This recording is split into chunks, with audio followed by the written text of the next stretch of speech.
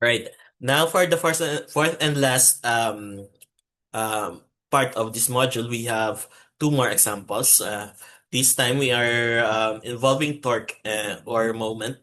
And plus we have some concluding additional information or more like the applications of our statics or rigid bodies concepts. Okay, torque balance, as you can see here in this example, oh, sorry, three masses are attached to a uniform meter stick. So this is the meter stick, and we have these three masses. Okay, and the mass of the meter stick is 150 grams. Okay, so it has its own mass, 150 grams.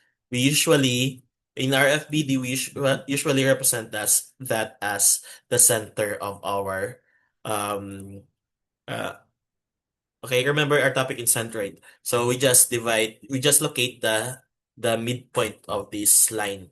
Okay, so the centroid is normally located on the middle.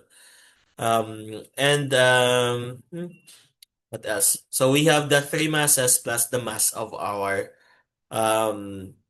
our meter stick. Of course, when you have the mass, you have the corresponding weight. So we have a total of four weights already.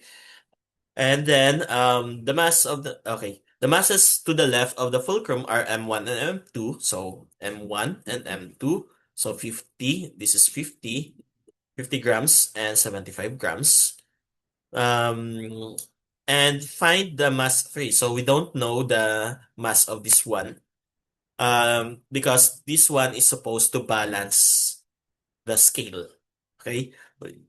But it should balance the system when it is attached at the right end of the stick. And the normal reaction force at the fulcrum when the system is balanced. So to do that, first, of course, it's best we have the FBD. So the FBD is very simple. First, locate the pivot. Okay, so here this is the pivot point. Um, um, and then we locate the what do we call it? The different contact forces acting on our object. So if this is our object, then they are located here, here, and here, plus here. Plus, remember the pivot point because of the masses acting or the weight um, experienced by the meter stick. The pivot point will exert the corresponding normal force here. Okay, so note that if the object, which is in this case the meter stick, cannot withstand or cannot provide the corresponding normal force, it will break. Okay, it cannot sustain the weight acted on it. Okay, so in this example is actually something that we can use to determine whether the object can withstand the corresponding weight acted on it, right? So now after we have the FBD, we derive the weights. Okay, so weight one is M1 times the acceleration due to gravity. So we have 0.4905. By the way, why 0.05 kilograms? Because the given mass is 50 grams. 50 grams is equivalent to 0.05 kilograms. This is my own standard. I always convert first into SI so that if we have kilograms and we have meters per second squared, then the corresponding answer automatically becomes Newton. Okay? Um, we do that for all the weights, weight 1, weight 2, weight 3, and including our meter sticks weight. Okay? So we have the corresponding weights already, but we don't have the weight for this one because we don't know the mass. And that's actually what we are looking for. So we can express this one as um, okay, either M3 times 9.81 or I prefer this one, 9.81 as the coefficient of M3. Okay? Now, as for the moment arm, we have for M1, the moment arm is the sum of these two, 30 and 40, and that is 70, or point 0.3 meters and 0.4 meters. Okay, that's a total of 0.7 meters or 70 centimeters. Okay, that's for the M1. From here up to its location. While for M2, the moment arm is from here up to its location also. That is 40 or 0.4 meters. Now for the R3, okay, from here up to here, that's 30 centimeters or zero point 0.3 meters. So we have the R1, R2, and R3 already. Now for the R itself, meaning this is the R, the distance from the center of our meter stick and the fulcrum or the pivot point. Okay, so how far is it? All right. Remember that in centroids, we normally locate this as the middle point or the average of our length. So if our total length is okay, that's why it's called meter stick because it's 1 meter long. But if you're not convinced, then add this 30 plus 40 plus 30, that is 100 cm or 1 meter. So the total length is 1 meter. Okay, just take half of it, and that's the location of our centroid. So we assume our weight to be at the centroid of the meter stick. So from here to here, that would mean if okay,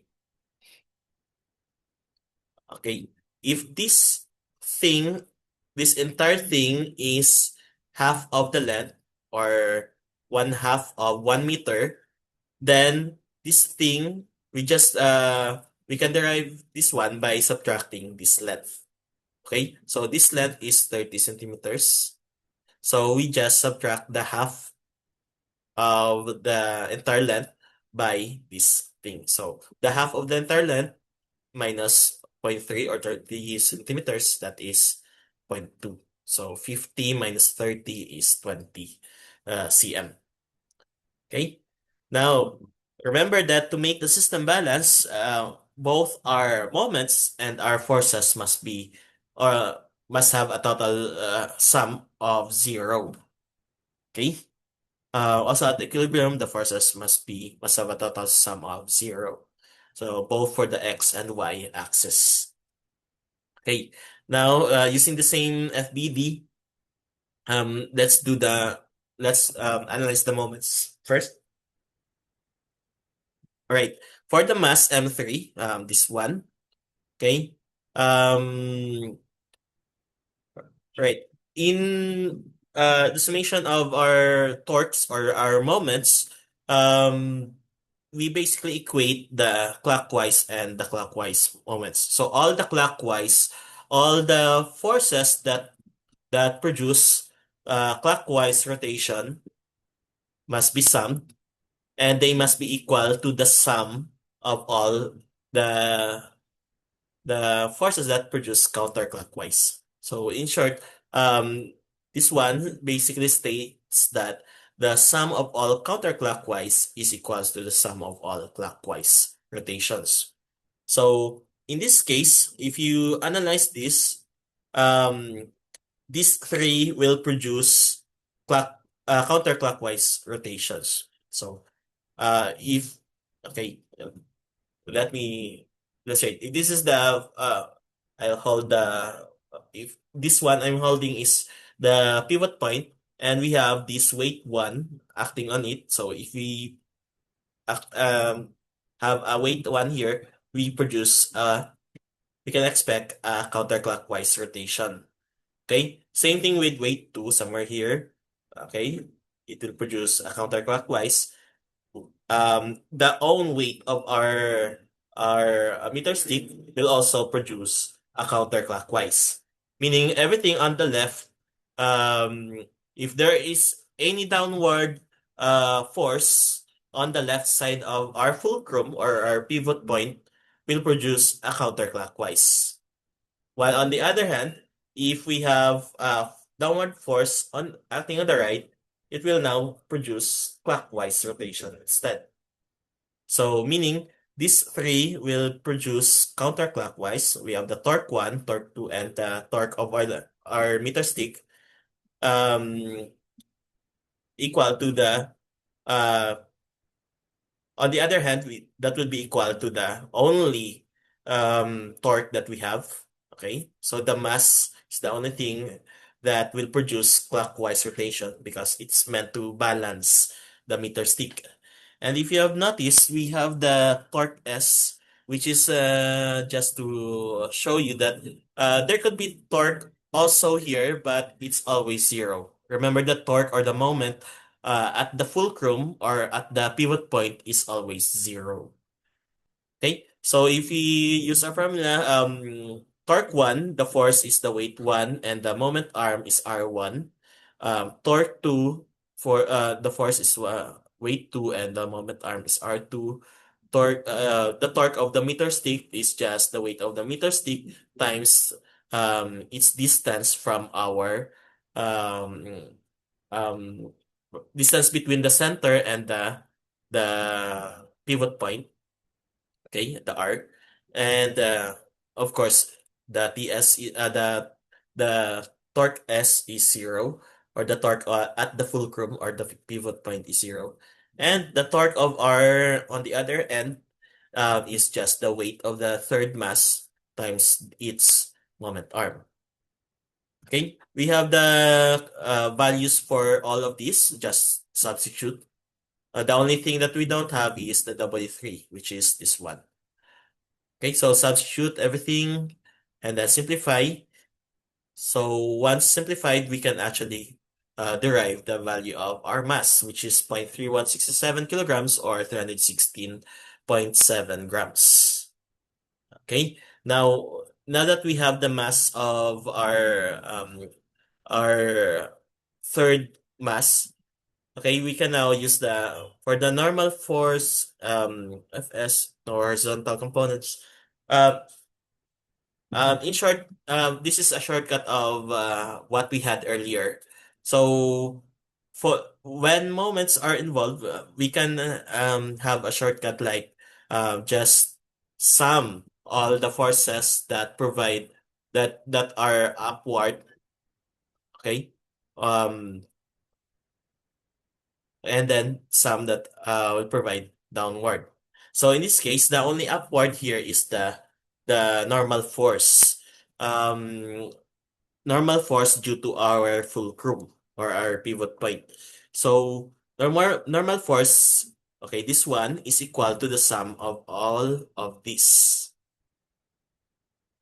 Okay, so W1, W2 plus W3 plus the weight of the meter stick. Okay, we have all these values already, so just substitute, and then we have the weight or the corresponding normal force of the fulcrum. Okay, so notice that this scenario is independent of the value of G, and the torque balance may therefore be used to measure mass, since variations in G values on Earth's surface do not affect these measurements. So this is not the case for a spring balance because it measures the force. Just an additional note. Okay, so let me know if you need clarification. Okay, and we move to the last example. We now have a certain angle other than unlike the first one, we have only flat um horizontal components only. I mean vertical components only. While this one we have a certain angle already. So and plus we consider that the tension, right? So in this case, the problem says a robotic arm is designed to hold a 50-pound load in its end effector. So for example, it's meant to carry something like this, 50 pound. And and the forearm segment is positioned at an angle of 60 degrees. So this is 60 degrees. Um, and okay, this one 60 degrees.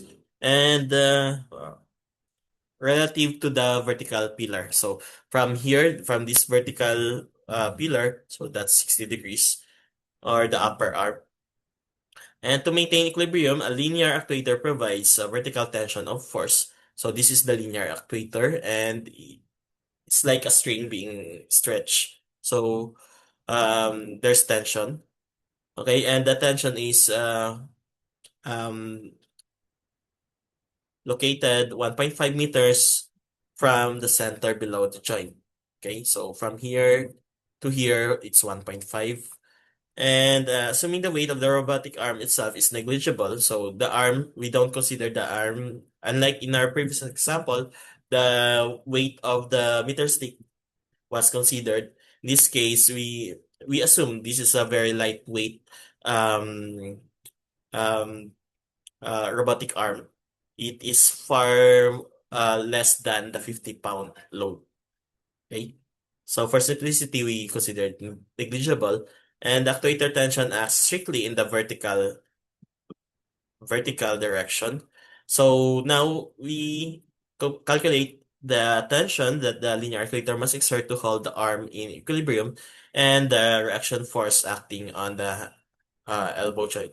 So therefore, if the arm must handle this 50-pound mass, and it must stay in this angle, in this position, specific position, um, the forearm must exert this tension.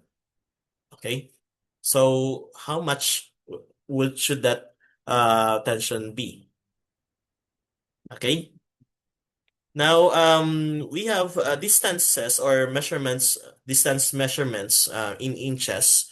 And like what I said earlier, I prefer them to be converted into SI before we move to the next um, steps.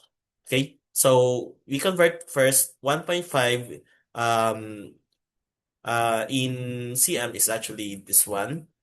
Okay, same thing in inches. And 50 pounds in Newton is this one. Okay, so we use these values instead. Okay, now let's talk about the FBD. So if we construct the FBD, it will look like this one. So, right. So this is our pivot point. Okay.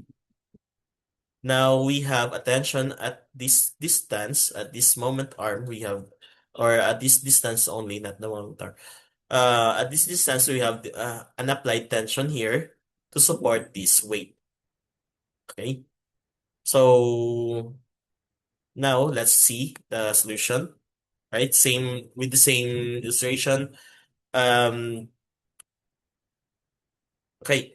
Using the second condition of equilibrium, we compute, we say that the sum of all the counterclockwise moments is equal to the clockwise sum of the clockwise moments. So here, we have F, which is the applied force here is multiplied 0 meters away from the pivot point.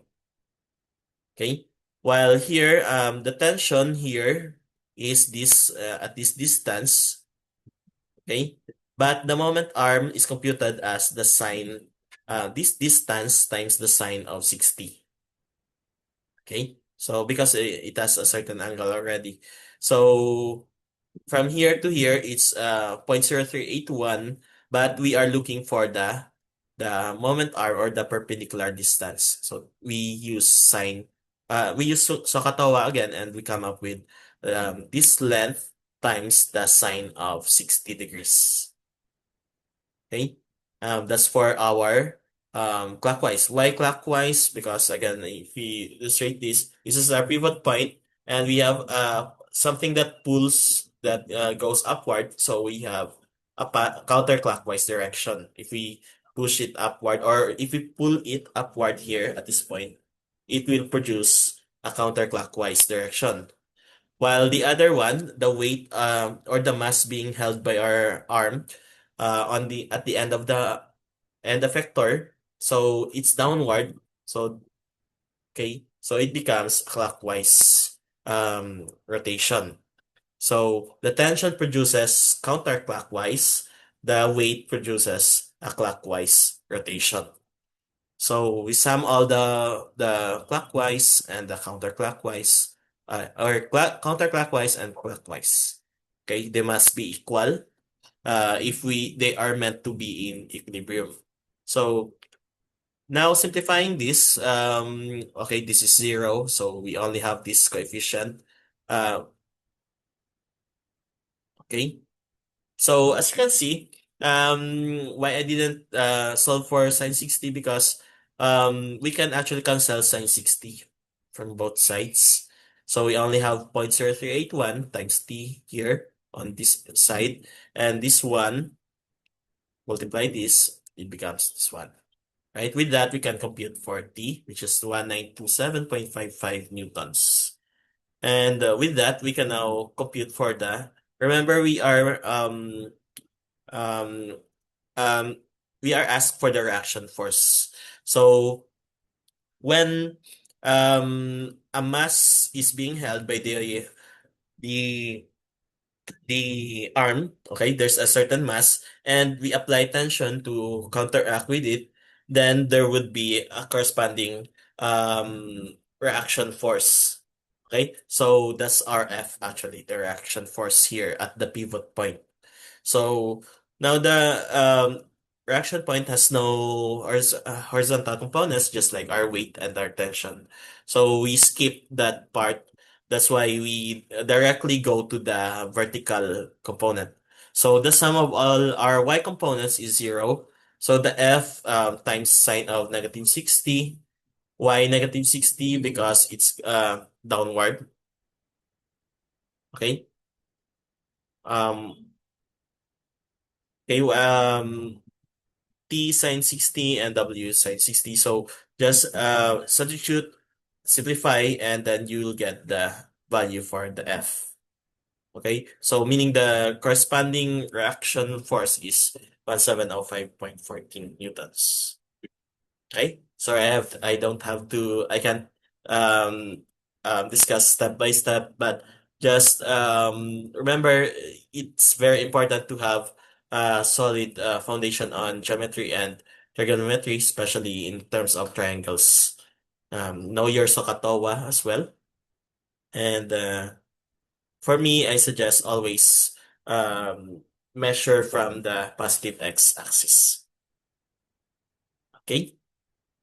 Now, for our closing additional information or more on the application side, we have the term in practice, we have the term load, which is the generic term of force and moment. And in many statics problems, applied loads are given as distributed force loads. And the basic types of loads in engineering systems include this thing. Okay, so these are studied by civil engineers, so we just look at the surface level, right? So just for the sake of awareness, the load can be axial or either it's acting on one axis only, either stretching or compressing. Okay, stretching means tension, and then compressing means of course compressive force. Um, We also have the transverse load, especially in the case of bending. So if this is our beam or any object, and we apply a perpendicular force on it, then we can expect there could be bending, especially if the two ends are supported, and they are meant to remain in fixed position, but there's an external force acting in the middle, then that could be a transverse load. That will might um, produce bending effect. Okay. Shear load, on the other hand, is best example for that is the scissors. So when we cut things, we actually apply shear load on the paper so that they can be cut through.